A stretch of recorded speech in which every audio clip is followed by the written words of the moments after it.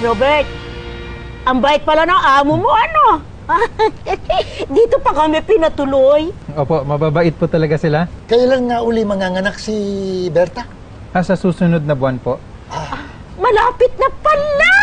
Kaya nga po gusto namin maikasal agad para po paglabas po ng bata, okay na po ang lahat. Ay, teka. Alam mo na ba kung ano magiging anak niyo? Babae po. Babae, naku. Sana naging lalaki man lang. Bakit po? Para maging sundalo. Sundalo po? Oo. Kasi, ang lolo ko, gusto maging sundalo. Hindi natuloy. Ang tatay ko, nangarap maging sundalo. Hindi rin natuloy. Ako, nangarap noon na maging sundalo. Hindi rin natuloy. Wala po naging sundalo sa inyo? Wala. Kung naging lalaki sana ang anak mo, palalakihin ko siyang sundalo. Ayoko nang babakla-bakla.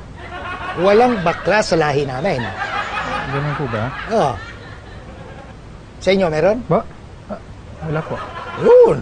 Tama. Ayoko nang lalambot-lambot. Ay!